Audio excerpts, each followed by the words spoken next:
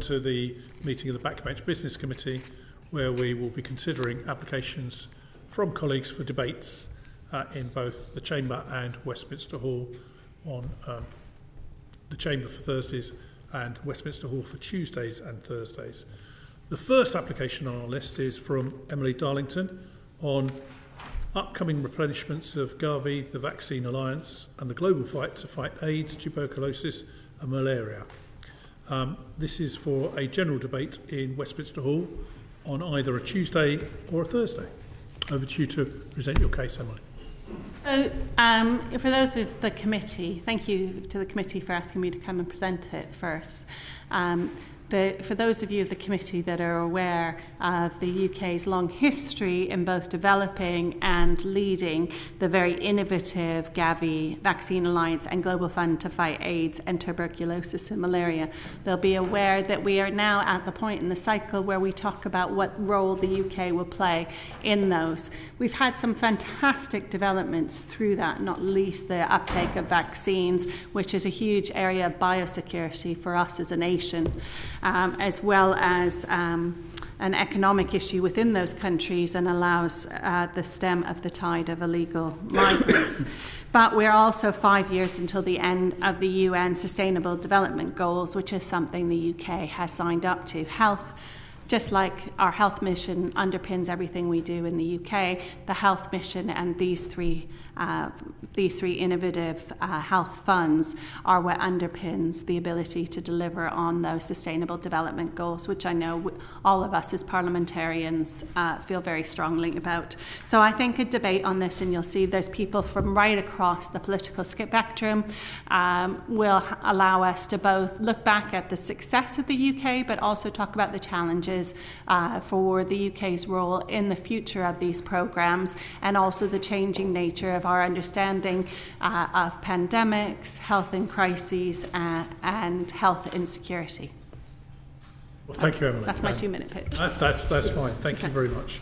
Got the requisite number of speakers, so that's always helpful.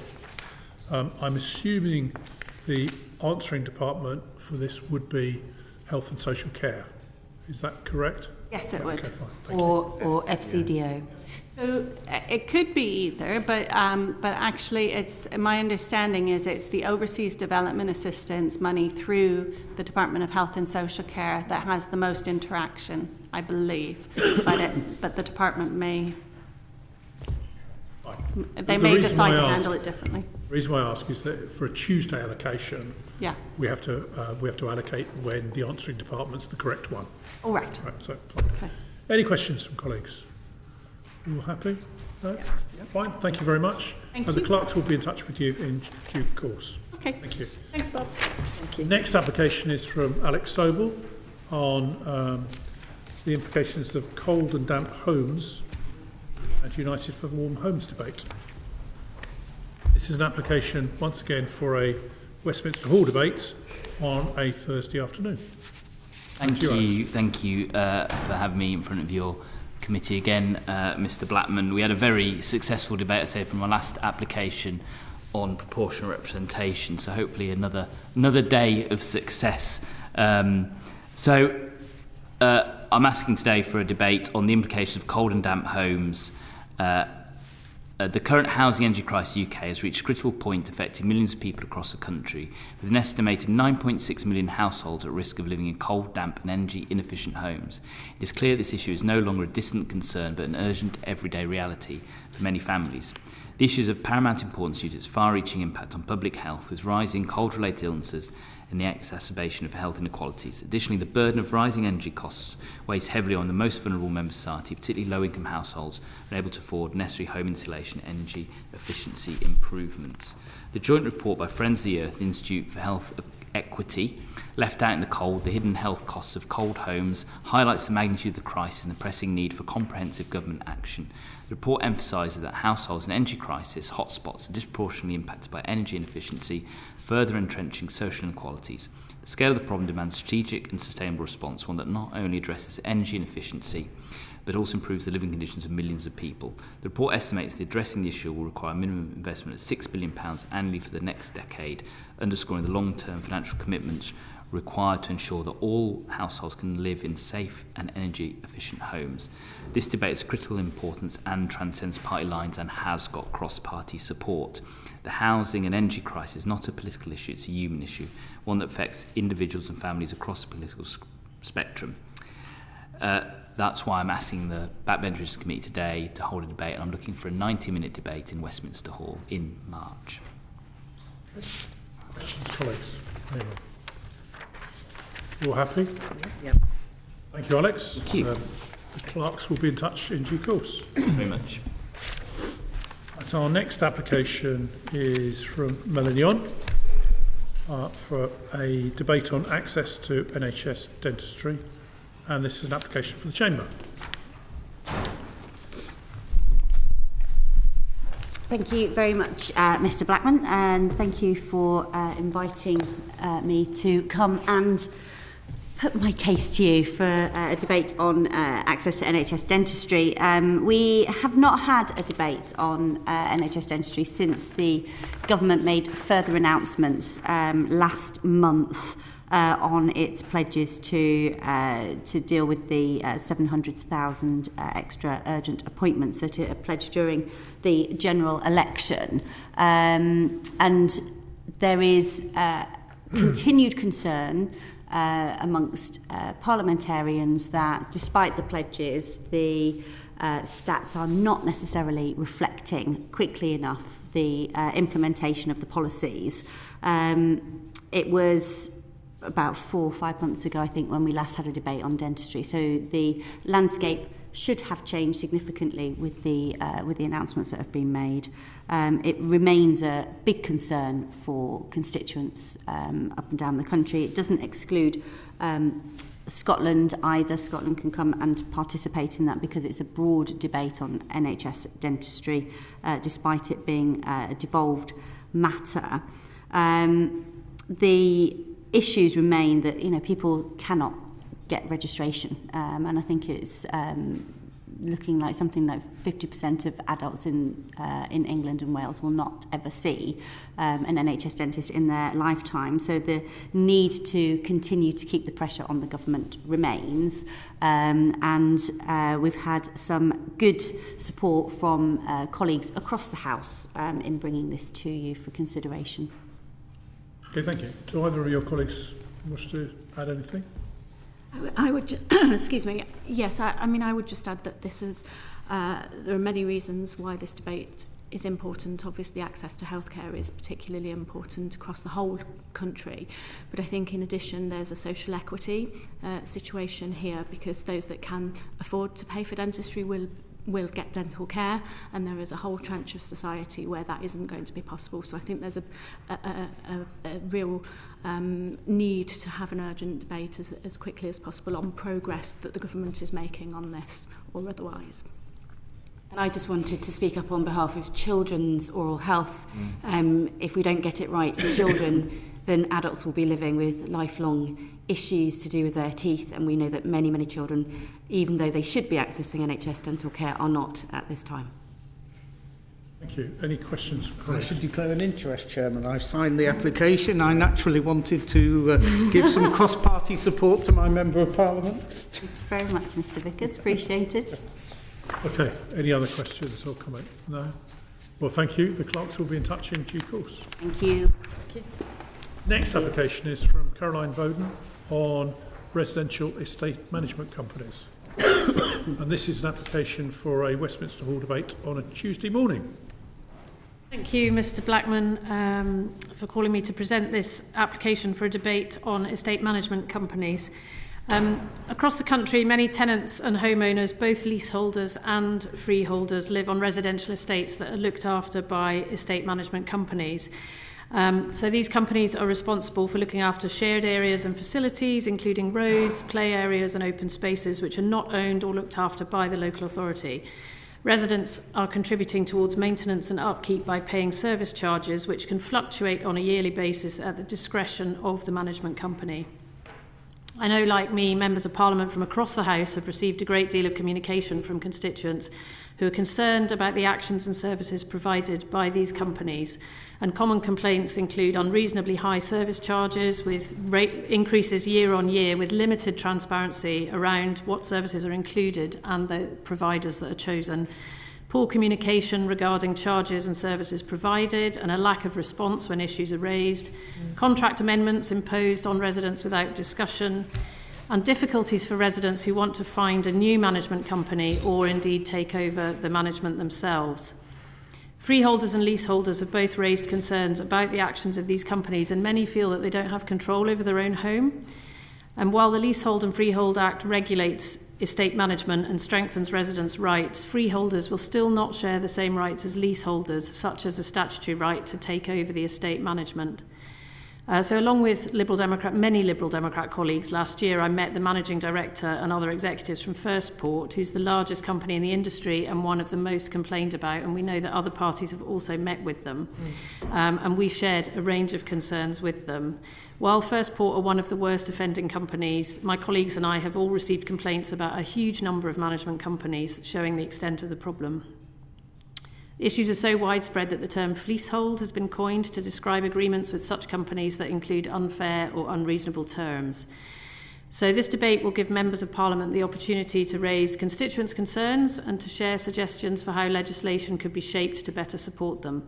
Since submitting the application, even more members have confirmed their support for the debate, showing the great strength of feeling across the House on this matter.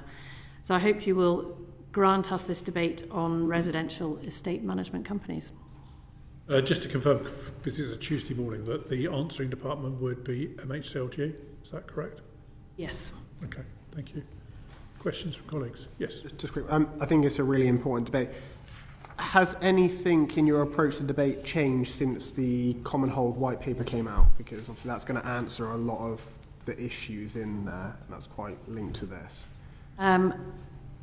No is the short answer, but I think that's just come out, so we haven't looked again at it since we put this application in. Very good. I still think the debate should go forward because there's lots on it, but I just wondered if you might want to change some. Yeah, I mean, I think that part of the problem is that residents who are currently leaseholders, it'll be harder for them to become freeholders. I mean, we know that new flats will be sold as freehold rather than leasehold, but there's going to be an ongoing problem with all of those. It is addressing some of the historic issues as well, but yeah. Anyone else? No?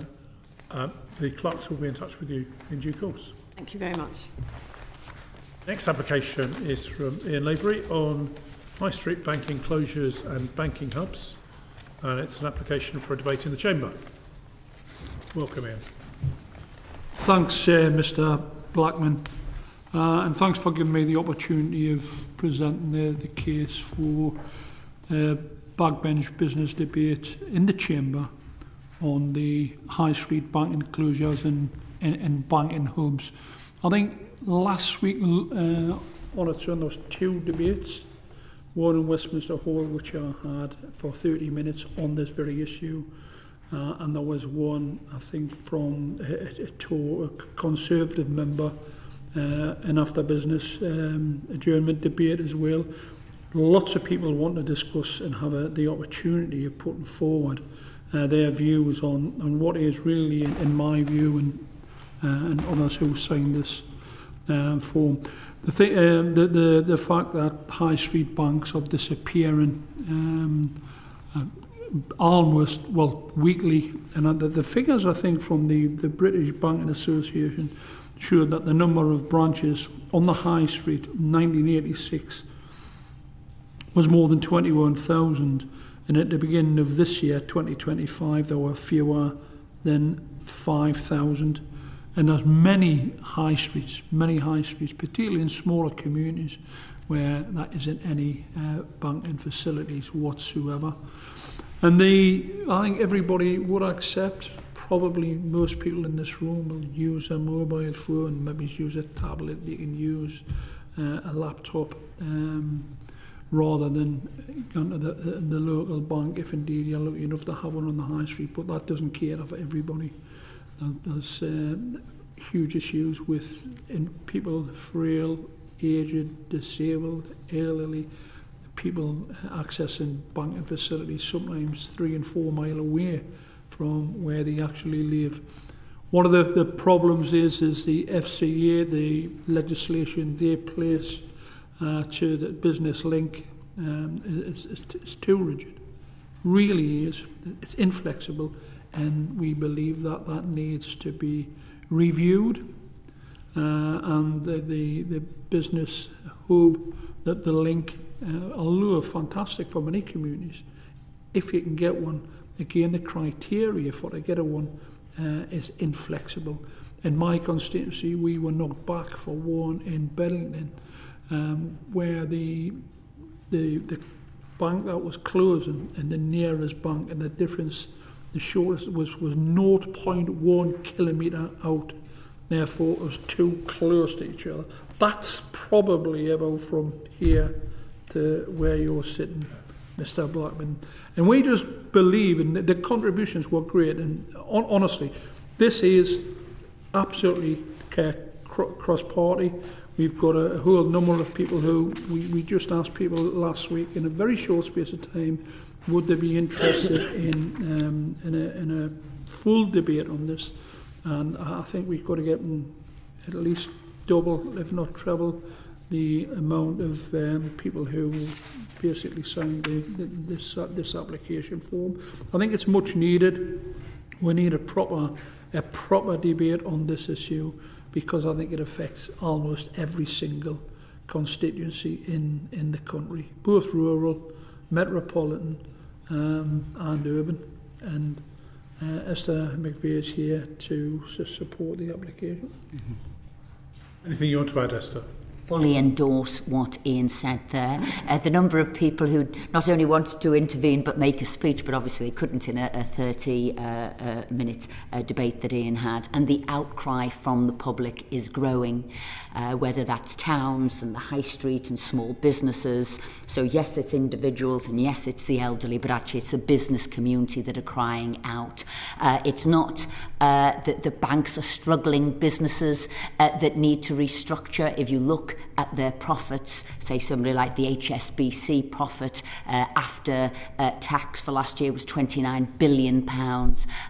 So really they're not servicing the public. We all now have to pretty much have a bank account to survive. They're not servicing the public, and there needs to be a reason why they're not. And like I said, the public outcry is great, and I think we, as the centre of democracy, need to hold these institutions to account. You've had a Westminster Hall debate on this particular issue. 30 minutes. 30 minutes, won't you? Yeah, but just bear with me, right? In order to accord with the rules of the House, we'd have to have a motion attached to this, instead of being a general debate, for a divisible motion, which you'll need to construct, just so that we bring this in order. I'm sure you won't have any problem in constructing one, but just to point that out to you. Mm-hmm. Right. Any questions, colleagues? Yes. Thank you, Chair. And I'd like to declare an interest in this application, and just to emphasise what you've both said, which is more people that were able to wanted to speak in the 30-minute debate. And I think that it's very important that we consider the impact on people, older people who really use cash, and the impact that these bank closures are having on them, and the lack of accessibility to banking hubs. Yes. Chair, welcome to our new member, Jonathan. Thank you. My first day on this committee. If you're looking for a motion, it might be an interesting or useful subject to ask that the government undertakes a review of how successful the banking hubs have been. Some people in my constituency have said to me that actually the breadth of the service is perhaps not adequate enough for what they need. I think you would have a lot of support for that of the House, given that the then government stood by the banks following the banking crisis. Now we need the banks to stand by our communities. Thank you. And I would just make the comment that it's not just cash that people are after, it's often the advice and applications for loans and so on that now descend over the phones, which makes it very awkward for a lot of people to access. Okay, the clerks will be in touch with you, but if you could kindly supply the divisible motion, that will bring the application into order and join our list for the Chamber, which is long and growing, I have to say. Thank you. Thank you very much. Cheers. Thank you. The next application is from John Milne on safety regulations in the construction and planning of battery energy storage sites. This is an application for the Chamber on a very important topic. Over to you, John. Thank you, Mr. Chairman. The Grenfell fire killed 72 people and will cost untold millions in remedial building costs. It was essentially wholly preventable and caused by poor regulatory standards. We stand in exactly the same place with BESS units, or battery energy storage systems.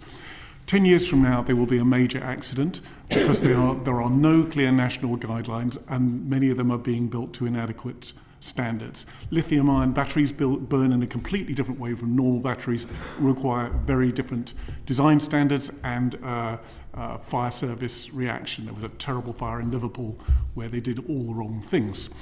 So there are over 1,100 applications, building site applications currently across the UK. So this is very widespread. I'm sure most MPs are unaware of them in their own constituency.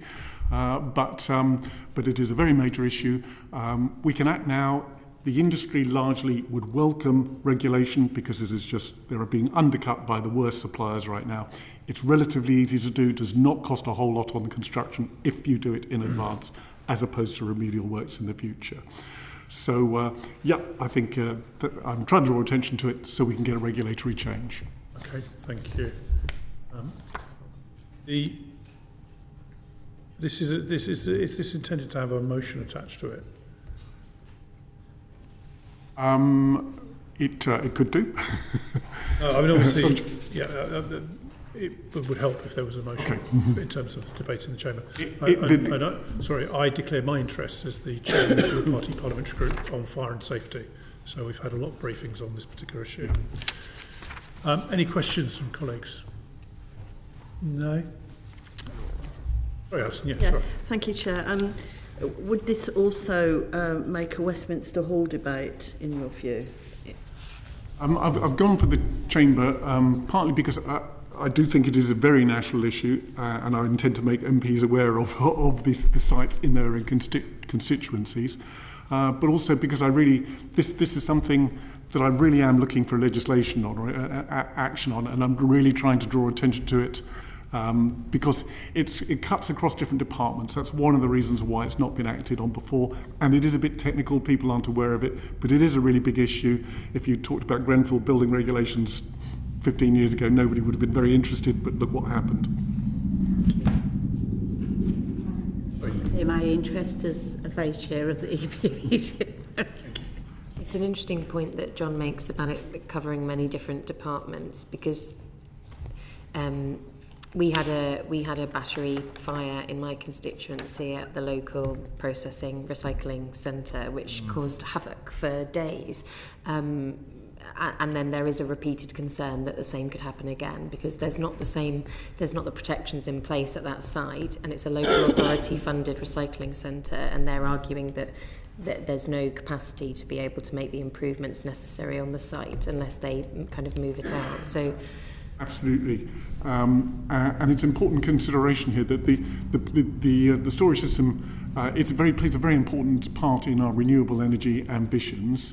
If we do nothing now and we let it happen, 10 years' time there will be an accident. Everyone will say, "Oh my God, they're all unsafe," and it will have a terrific effect on the industry, very negative, very much against the government's net zero ambitions. So it is relatively simple and cheap to avert that by action now. Okay.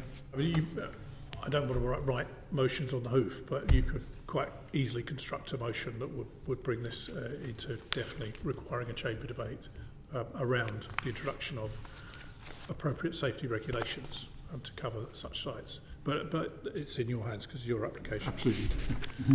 Yeah, sorry, Will. He doesn't need to add a motion to it to get it in the chamber. No, he doesn't have to. No, so don't feel like you're being bullied into putting a motion in. No, I'm happy to do a motion. Anyway, any other questions, comments? No?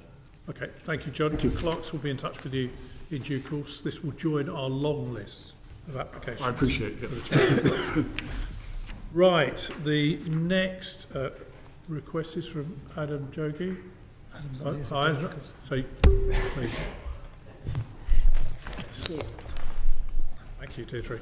Thank you, Chair. It's an application for a debate on St Patrick's Day 2025 for a chamber debate. That's correct, Chair, and thank you very much, Chair and Committee, for allowing me to speak on behalf of the Honourable Member for Newcastle-under-Lyme today. He's unable to be here, he's away at the moment, but I will endeavour to give his words weight on his behalf. And of course I'll do it in an Irish accent, which he couldn't have delivered. So, Mr Blackman and members of the committee, I would like to apologise for not being able to appear before you this afternoon. As it happens, I'm currently on a visit with the Northern Ireland Affairs Select Committee, and so as you hear this, I am in meetings in Belfast. I, of course, mean no discourtesy to the committee in this. I am grateful to my honourable friend from Ealing Southall, a signatory to this application, for appearing before you in my place. As my application sets out, we are asking for a debate to mark St Patrick's Day 2025 and have the support of a large number of colleagues from across the House who have put their names to it, from newly elected colleagues to a former Secretary of State, from the current chair of the Northern Ireland Affairs Select Committee and to one of her predecessors. Since my application was submitted, I have been notified that Mr Luke Taylor, Mr Noah Law, Ms Rupa Hook, Ms Joni Reid and the leader of the Democratic Unionist Party, Mr Gavin Robinson, have put their names to this application. That further demonstrates the wide reach of this application and the growing support for it from colleagues across the House. We saw the successful debate to mark St David's Day, and we envisage this debate, if approved, doing exactly the same thing. Ahead of this important day of celebration for people across the United Kingdom, in the Republic of Ireland and significantly people in Northern Ireland, such a debate will allow members to promote the strong relationships between Ireland and the United Kingdom, allow colleagues to unpick a number of issues affecting the British-Irish relationship, celebrate the close bonds between Britain and Ireland and all their peoples, and raise issues affecting the Irish community in Britain. We saw that very successful, oversubscribed and time-limited debate to mark St David's Day, and so the signatories to this application hope that members of the committee will look favourably on the application. There's obviously a time-sensitive nature to the application, and so we would be grateful if this could be kept in mind to be as close to March the 17th as possible. Thank you, and I'm willing to answer any questions I can. Good, okay, thank you. Obviously, one of the concerns obviously is to get this as close to St Patrick's Day as we can. Because of previous allocations, the first day we could offer it to you would be Thursday the 27th of March, which I know is after the event, but as close as we could offer it, unless the government were to offer a debate in government time, of course, which they could do if they chose. But that would be the first time that we would be able to do that. Would that be acceptable to you if the committee is minded to do it? I think it would be acceptable, yes. Thank you. Okay, any other questions or comments? No? Thank you very much. The clerks will be in touch with you and Adam in due course.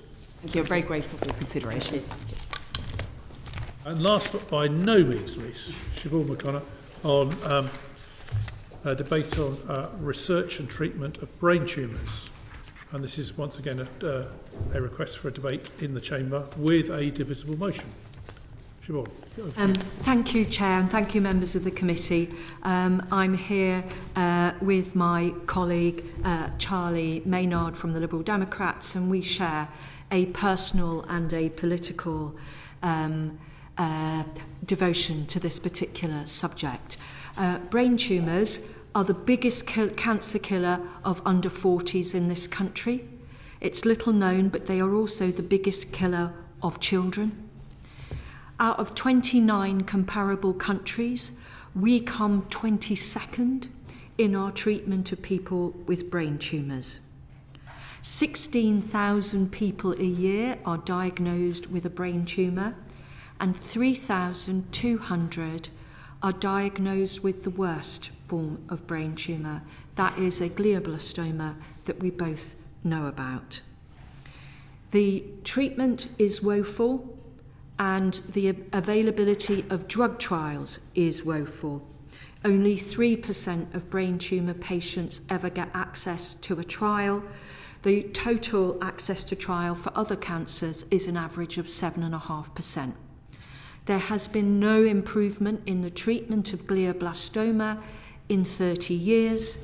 The National Institute for Health Research, an NHS body, was granted £40 million in funds for brain tumour research in 2017 after the death of Dame Tessa Jowell. They are still to spend it. This requires the spotlight of the Commons to look at why this is the case. The NHS has a drug repurposing service. The only drug that they have attempted to repurpose has been into breast cancer. Why are brain tumours ignored? And if we can't talk about it, who will? Fine, thank you. Sure. Do you want to add anything? Thank you, Chair. I'll be very brief. I mean, of the £40 million that was put aside by this House, less than 13 million has been spent 7 years on. And that's something that we really do want to get to the bottom of, because it's not doing anybody any good by just sitting in a bank account. And we need some answers as to how this is going to be spent fast on useful research. Thank you. I mean, I don't want to get into the debate, but it just beggars belief that the requirement for treatment, but also equipment, which is I know is very expensive for this, just beggars belief that has not been acquired. Anyway, that's a matter of opinion. So, colleagues, any questions about the debate? Yes. Thank you, Chair. Just a comment to thank you both for bringing this application to us on clearly what's the personal issue, but also a very important one. Thank you. Thank you very much. The challenge for us will be, as you've mentioned in the application, this March is the month. It's unlikely that we'll be able to allocate it during March, and it'll join the queue of debates. Are there any other deadlines or sensitive dates around? No, we would just be grateful for the time and the opportunity to put pressure on organisations which to date have been pretty impervious to our efforts. I understand you. Okay, fine. Thank you very much. If there are no other questions or comments, the clerks will be in touch with you in due course. Thank you. Thank you. That concludes the public session of our committee. The committee will now retire to consider the applications that have been made and allocation of time for debates in the Chamber and Westminster Hall. Order, order.